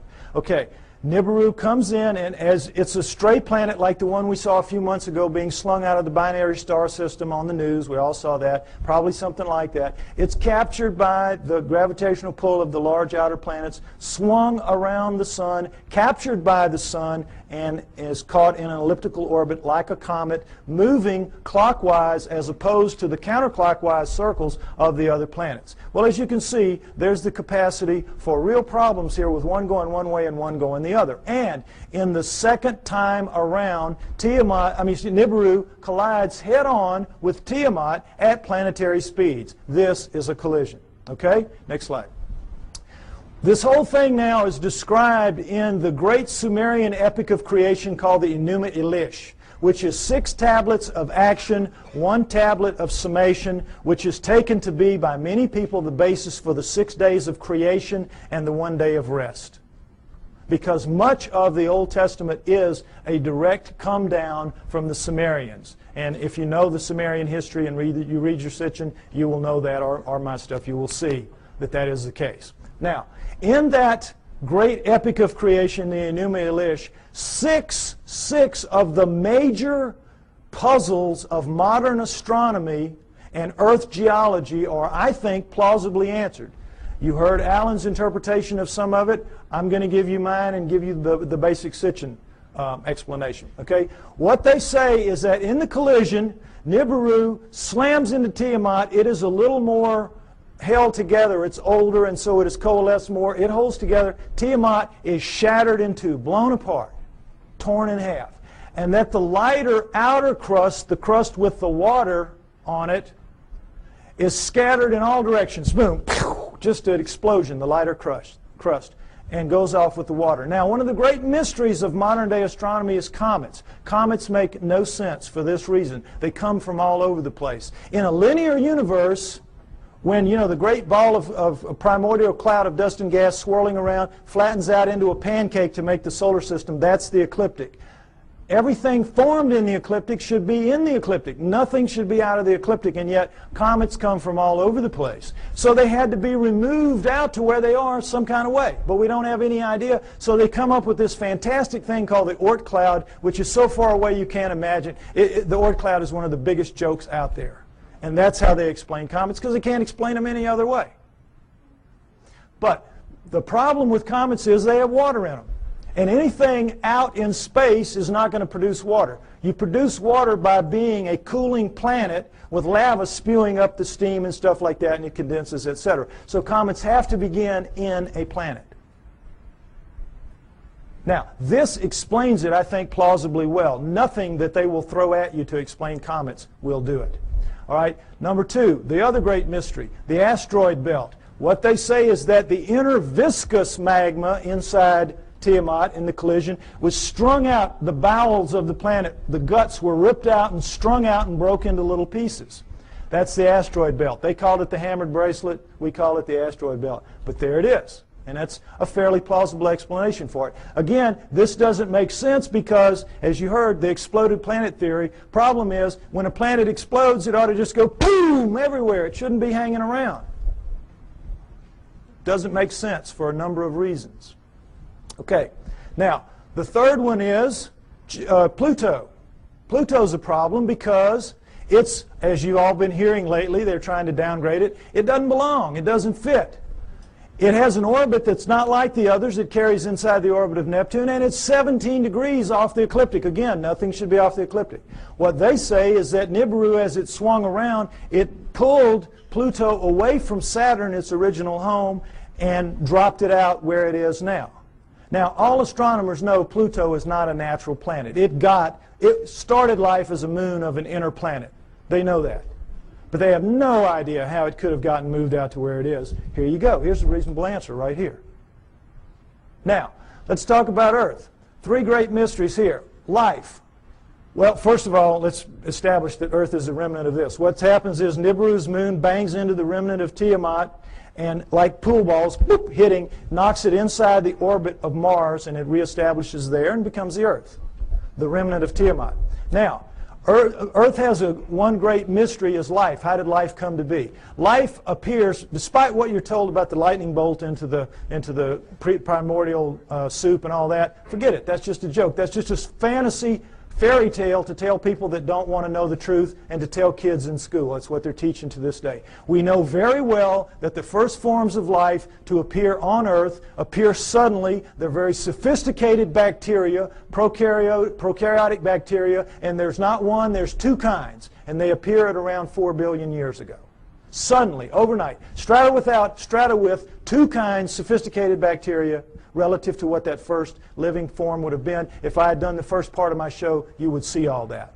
Okay, you can get the tape or get one tape and put it in a room and let everybody see it if you want to. But anyway, the point is, life is a great mystery. How it would suddenly appear 4 billion years ago, here you go. It says in the tablets, in the collision between Nibiru and Tiamat, in the mingling of their waters, Nibiru passed life to Tiamat, to the remnant of Tiamat.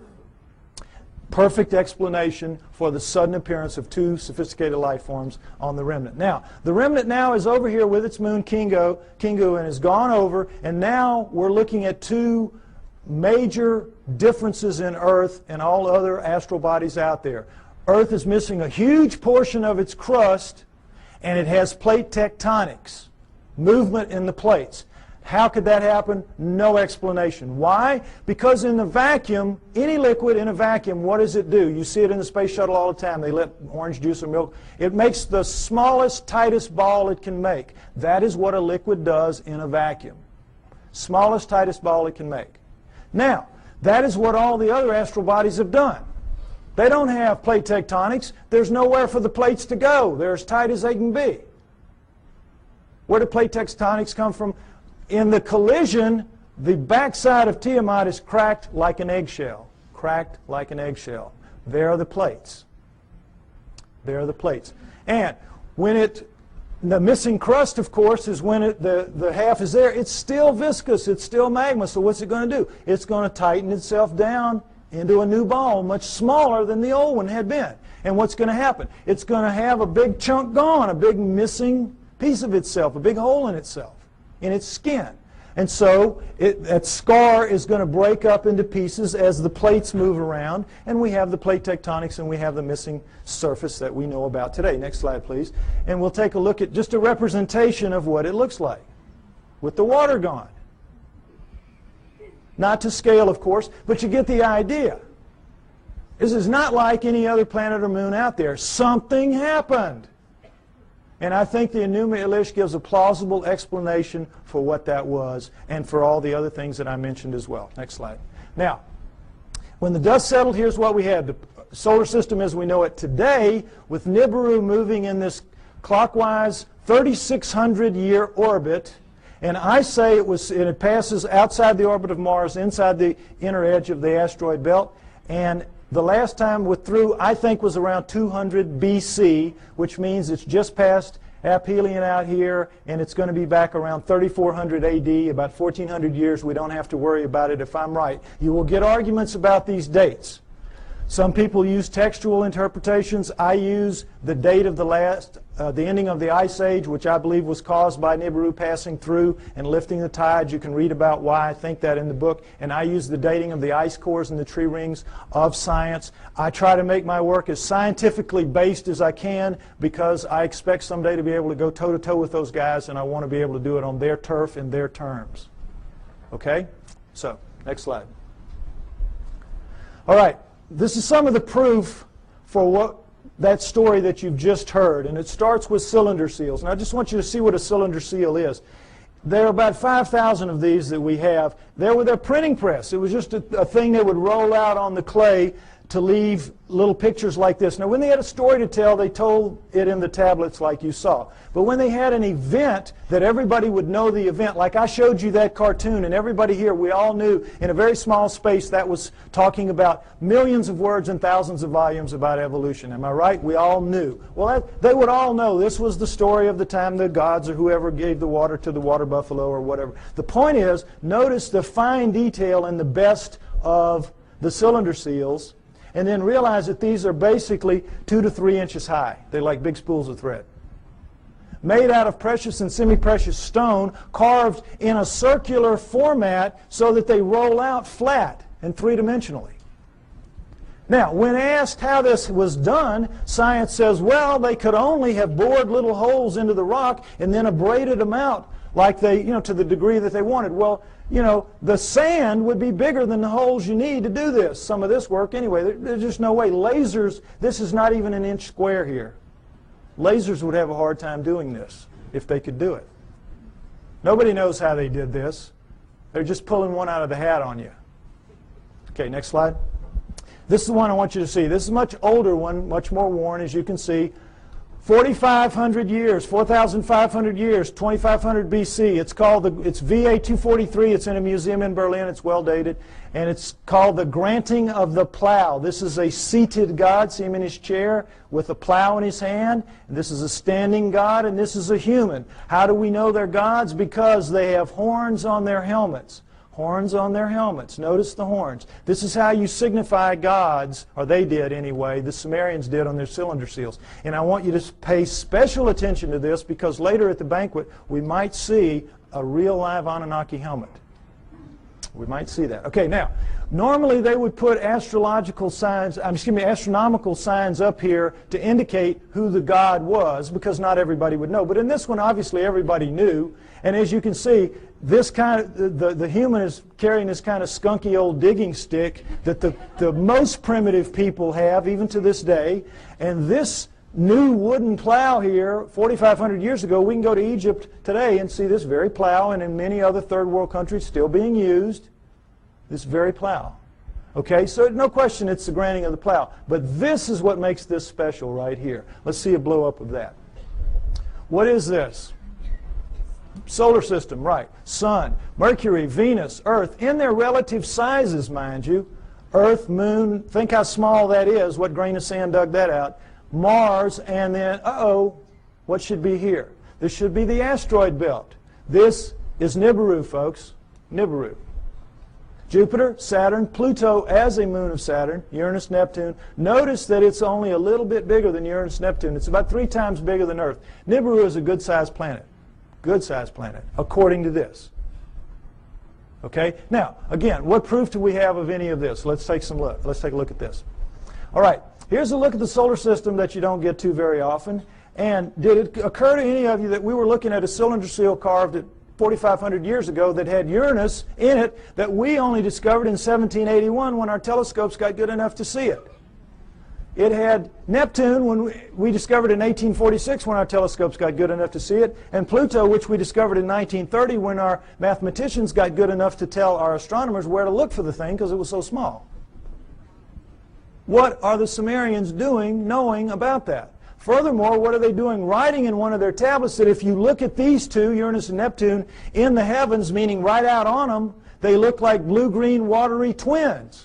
When we didn't find that out, we thought they were just big old gas bags like Jupiter and Saturn until Voyager went out there in 86 and 89 and found that, lo and behold, they really are blue-green watery twins.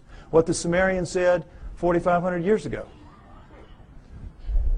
Furthermore, they didn't count the way we do. Earth was not the third rock from the sun for them. It was number 7. So that means they were counting from out here, and they were putting Pluto in its correct place. What are they doing with all that knowledge? Well, they make no bones about it. They say everything that we know, everything that we are, everything that we have comes from the people living on Nibiru. The people living on Nibiru came to Earth and gave us everything that we have, everything that we know, our great culture. Now, what's the proof of that? Is there any proof that any ancient advanced civilization was ever on Earth at any point in the dim or distant past? Yes, yes. The megalithic structures out there, the pyramids, Tiwanaku, Baalbek, Teotihuacan, Stonehenge, you name it, a couple of dozen of them. All of those are impossible for human beings to recreate today. And yet we are told in another one of these great fantasies that they were somehow created by people in ancient times, ancient Egyptians or ancient Sumerians or anybody. Somehow or way or other they did it. And it's just absolute malarkey. Impossible. Now, next slide. Some Egyptian scholars tried to prove it by getting down in with some pink granite here and wailing away with some stones for a few hours and tore their hands up and walked out of there saying, well, you know, we couldn't make much of a dent in it, but boy, you know, those old folks, they sure had a lot of time on their hands, and somehow they figured out a way to do it. Wouldn't give an inch after this. Wouldn't give an inch. It's ridiculous. Now, here's the stone they're working on. Next slide. Some of you may have seen this. This is an ancient 1,170-ton obelisk lies unfinished at the Aswan quarry. A crack rendered the stone unusable. It's pink granite. They were making it into an obelisk like the one you saw in Allen's slides.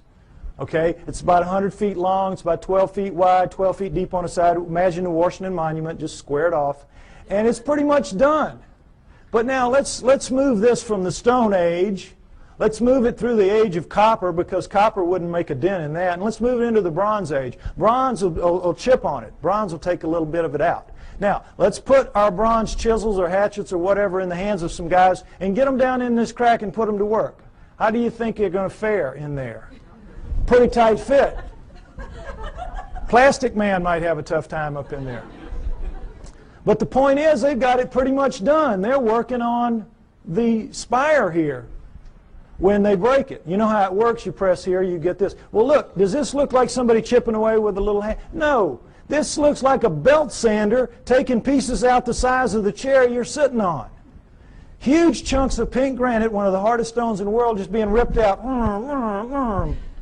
And they press too hard with whatever machine they've got here, and you know your physics. You get stress back here, and they popped it. They broke it.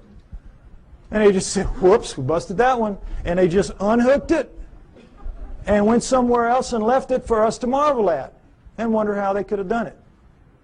But now let's go ahead and say they didn't bust it and they finished it. These primitive people now who managed somehow to do this. They finished it. It's ready to go. The hole, by the way, is about 15 feet deep. That's the top of it up there. But still, what's the first thing they've got to do? Somebody's got to draw straws to get down there with his hatchet and cut it loose from the bottom. Now, who's going to do that with 1,100 tons sitting on top of him? We could not get our best diamond-tipped blades to cut through underneath this thing. The weight would stop the blade. We could not, the operative word here is impossible. We could not get this out of here. And yet they did it time and time and time again. To lift it out, just if we could somehow cut it loose, we would have to take a dozen of our largest movable cranes to wring that hole just to get it up.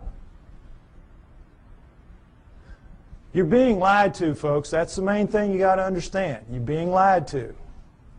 It's absolutely impossible for this one stone. This one stone proves that none of the megaliths were made by those people in that era. And this, again, is not the biggest one. They have them in Baalbek twice that big. Okay? Next slide. All right. What we're told is that the Anunnaki came to Earth for this, gold. mining gold. And that originally, the story is, they landed in ancient Sumer, but not 6,000 years ago, 400,000 years ago, 430,000 approximately to be exact.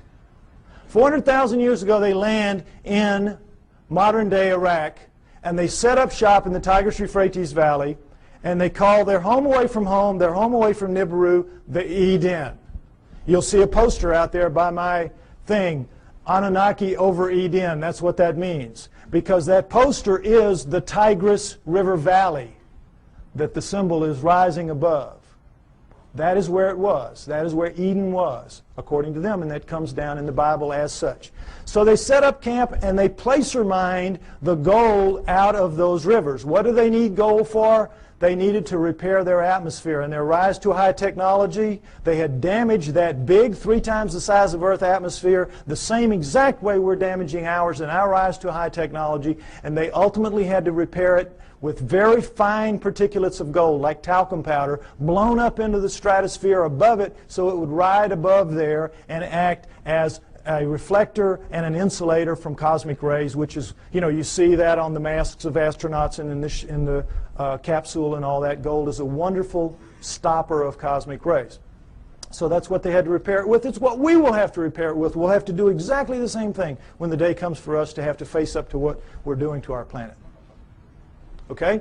So they came, they placer mined out of the river, and all that is you put a tray in the water, you let the water sweep over, the water drops the gold into these cloth. Every few weeks you pick it up, and it's real easy. It's the way we do it now when we have the opportunity. But you tap out any stream system, ultimately, and they did. After about 150,000 years, they had tapped it out. And so they decided they were going to split themselves up and go where the mother lode of gold was on the planet Earth, which is what it is today, southern Africa. So they divided themselves into the upper world, which remained the Eden, and the Abzu, which was the lower world, and you didn't want to go to the lower world because you had to get in the holes and dig the gold. And they didn't like it. So the Anunnaki revolted. They said, we don't want to do this. We want a slave to do this work for us. Plus, it was a hardship duty, mostly men. Why don't you make us some women while you're at it? So that's what they did. They decided to use the creatures of Earth, which would be the hominoids, and I say it would have been the Almas, the likeliest candidate. They took the creatures of Earth to get some of their genetic material to make the new slave better adapted physically to the planet than they were, but the slave would, for the most part, be like themselves. We shall make the Adamu, A-D-A-M-U, which comes down as Adam, and we shall make the Adamu in our own image, after our own likeness, which comes down word for word. And that is what they did. They made their slave inferior models of themselves. That's us, folks. That's us. We're really inferior models of the Anunnaki. And as you saw in the cylinder seal, we look like them. We look like, in their own image, after their own likeness. In all of the cylinder seals, we look just like them. We don't have the horns on our headgear. That's about it. We are them. That's why we're not adapted to this planet. That's why we're so obviously not a part of this planet. We have their bones. We don't have primate bones. We have their muscles. We don't have primate muscles. We have their skin. We don't have primate skin. We have their body pattern, their hair patterns on their body is ours. We have thickest on our front, thinnest on our back. Primates have thick on the back, thin on the front. We have their eyes, their poor night vision eyes. We have their foreheads. We have their brains. That's a key to this. We have their brains. That's why we're not like anything else on this planet. We are them. We are genetically engineered copies of them. Okay, next slide. Let's take a look at how that was done. Human body contains 100 trillion cells. There's a nucleus inside each human cell except red blood cells. Each nucleus contains 46 chromosomes arranged in 23 pairs. One chromosome of every pair is from each parent. The chromosomes are filled with tightly coiled strands of DNA. Genes are segments of DNA that contain instructions to make proteins, the building blocks of life. This is where genetic engineering takes place. Now, we're going to go over it lightly, but it's very important. I want you to understand these things that I'm going to tell you now. Okay, next slide. Don't worry about the details and how they do it. This is what they do. They can open up a cell, our genetic engineers can, our geneticists can. We can open up a cell, open up the nucleus, pull out strands of DNA, and in that strand, 98% of it will be what's called junk DNA. We don't know what it does. If it has a function, we don't know what it is. 2% will be what are called, prosaically enough, the working segments. They work. They do what they're supposed to do. They make the proteins. Now, if you cut in the junk above a working segment and in the junk below and remove it and have done the same with another strand of DNA over here, you can move anything into anything else. It can be animal into plant, plant into animal, fish into fowl. It does not matter, because all living things at the most fundamental level are exactly alike. Understand that. We're all made of the same 4 base pairs, the same 20 amino acids. Everything is the same at the most basic level. It's like it's pop beads that are interchangeable. It is almost as if somebody designed it that way so they could just mix and match the parts and make anything they wanted. Isn't it? Something to think about. Okay, but the problem with it from an engineering standpoint is this. You're not cutting with a blade. These are not precise cuts. The blade would have to be a few molecules thick. You're cutting with chemicals. Chemicals. Now, the chemicals can cut pretty accurately, but mistakes are going to happen. Something's going to ooze out where it doesn't belong. Something's going to splash over it where it doesn't belong. Mistakes are going to happen. Inevitable. We know that. We make mistakes all the time. Another problem with genetic engineering is you don't know what you're going to get when you do this. You can't predict. You have to decide what you're going to do. You have to do it. You have to let it express, which is live, and see what you get, and then use that to determine what you do the next time. And of course, the great fear in genetic engineering is somebody's going to make a mistake and create the Andromeda strain that's going to kill us all. A legitimate concern. Although everybody's very careful, and I'm not too worried about it. But mistakes do happen because all of this is so incredibly microscopic. It's out of the nucleus of your cells. Imagine how microscopic it is. But don't try to figure it out. I can't even figure it out. It's really complex. But they do it. Okay. Understand that. Now, with that in mind, let's look at some of the proofs that I say indicate very clearly that we are, in fact, what the Sumerians say, a genetically engineered species by the Anunnaki. Next slide. Okay, here we go. The cerebral cortex is the deeply convoluted surface region of a brain that is most strongly linked to intelligence, lower right. It's the stained part out here. If you peel that off of the brain of a rat, it will cover a postage stamp. Peel it off of a monkey, it'll cover a postcard. Peel it off a chimp, it'll cover a sheet of typing paper. Peel it off of us, and it'll cover 4 sheets of typing paper. Now, you can see this is a transition. This is clearly a transformation. Now, there's some weird things about it. These guys are using all they've got. All they've got. We're using 1/2 of 1 page in a very different way than they are using what they have. 1/2 of 1 page. How do we know? We all know. We use about 10% of our brains. We know that from the studies done with idiot savants. You know that. And we know there are thousands of miles of neural network in our heads not being used. We don't know why. We don't know why. I'll tell you why. We shall make the atom who's strong but not too strong, smart but not too smart. They sealed it off genetically at the 10% mark or wherever it is. We don't know exactly where it is. But wherever it is, they sealed us off. You don't want your slave to be anywhere near as smart as you. You, in fact, want your slave to be so decidedly inferior to you that you never have to worry about treating it like a slave. So they engineered us to be really clever to ourselves, but for them, we were smart enough to talk, take instructions, act with a little bit of ingenuity and self-reliance. They could turn things over to us and kind of let us take over and do it. They gave us just enough to be wonderful in our own eyes, but be pond scum relative to them. It's what they did.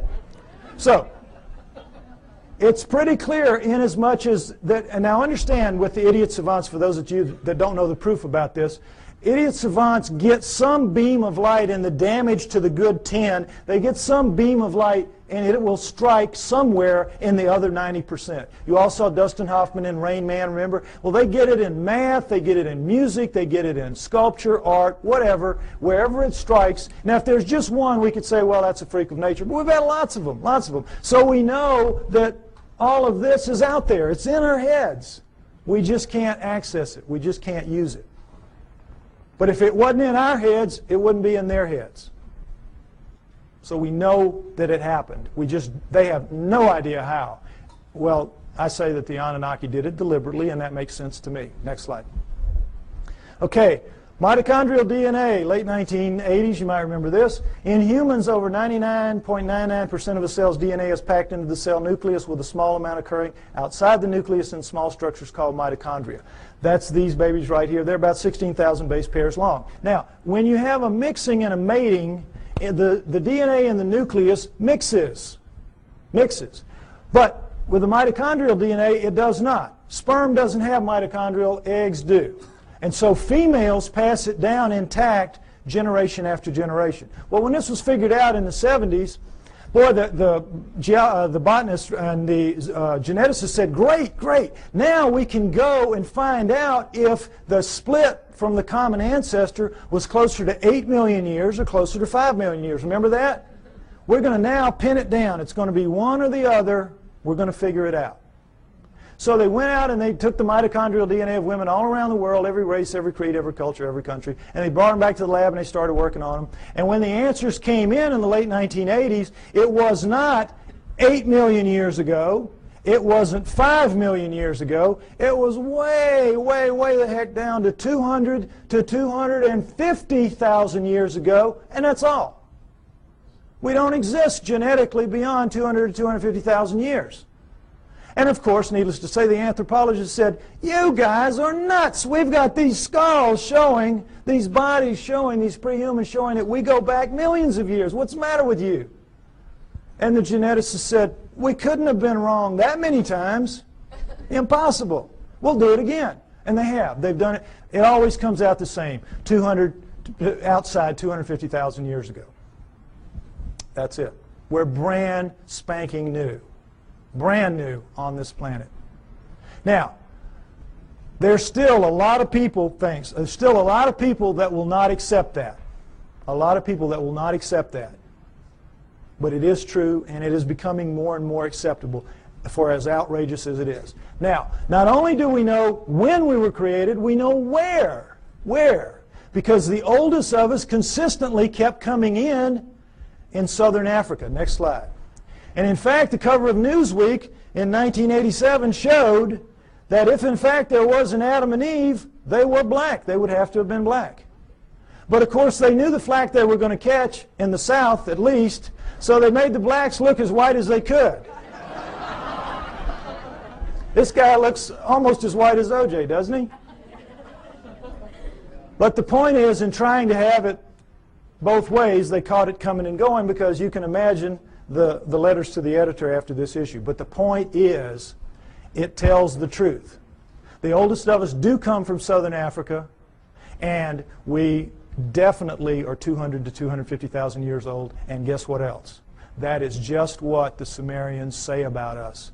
That the Anunnaki created us around 200 to 250,000 years ago in southern Africa to dig their gold.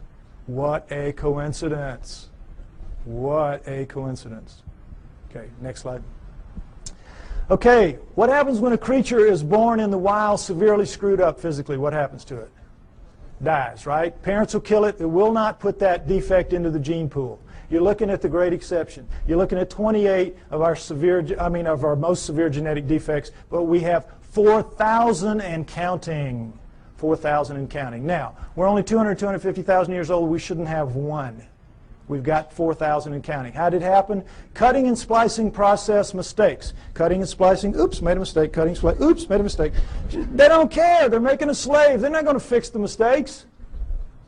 What do they care if it's 1 in 100 dies from the problems? If it's 1 in 10, they don't care. They're making a mistake. They're making a slave.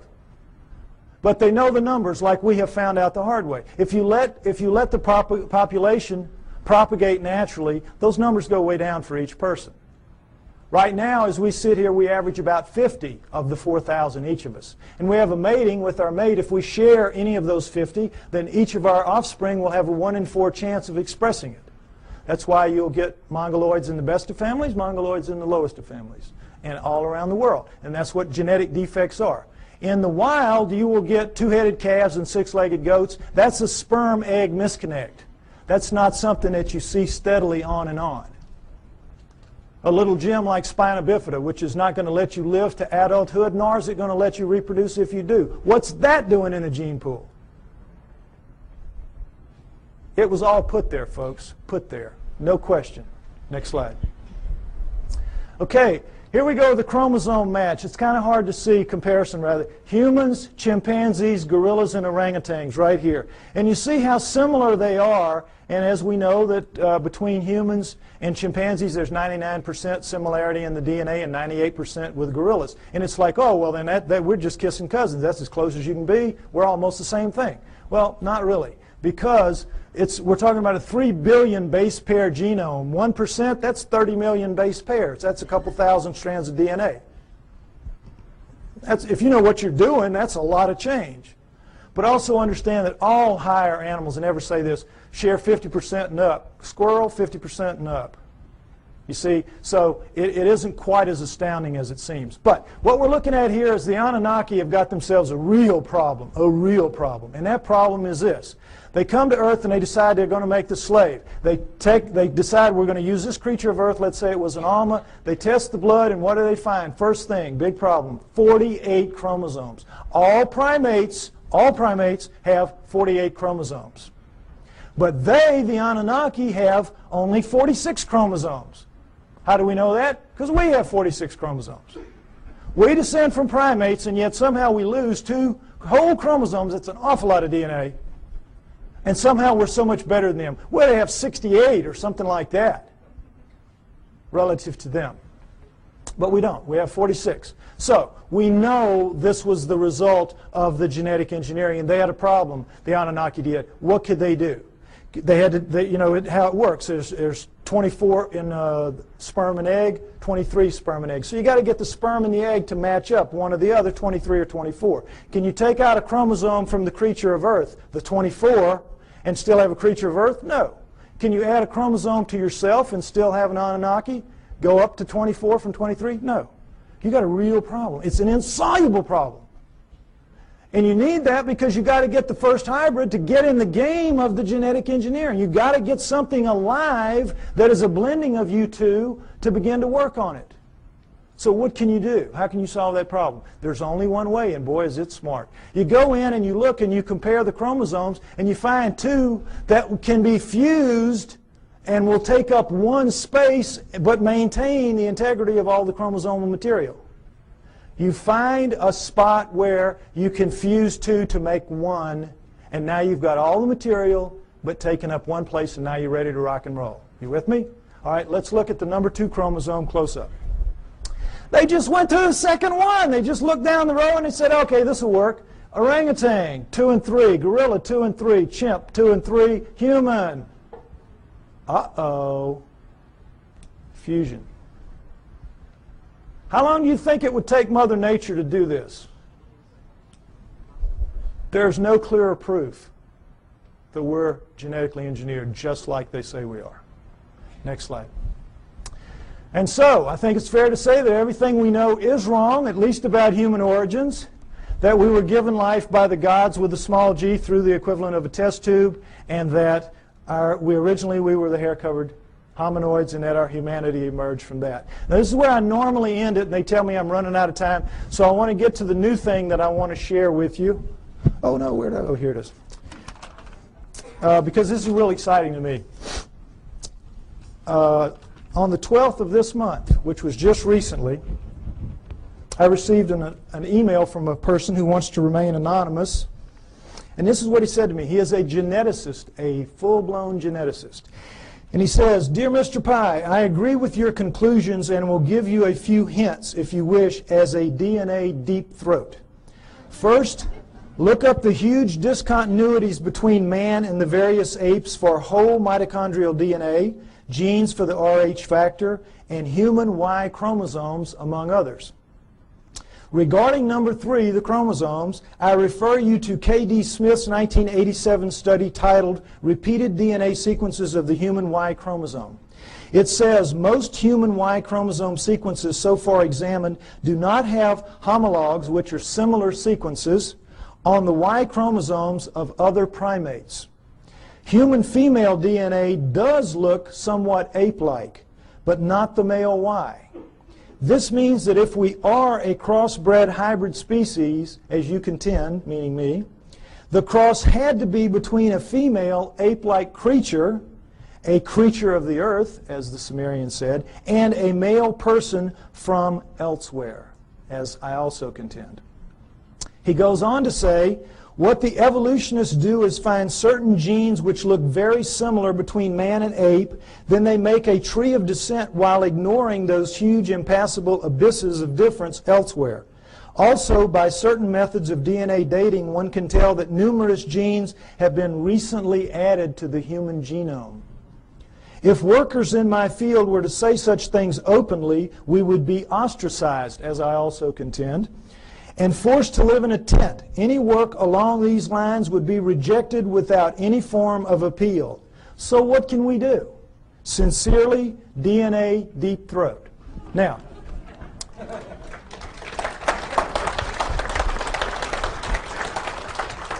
what this means, thank you, what this means is we win. We win. Because where one of these came from, more of these are going to come. As my profile rises higher, and I think, frankly, that I'm the only person out here pushing this genetic stuff that you're seeing like this, more of these are going to come my way. We're going to win. You've seen the evidence. Now, right now, we're getting our brains kicked out. We are getting our brains kicked out. That's why we're called the fringe.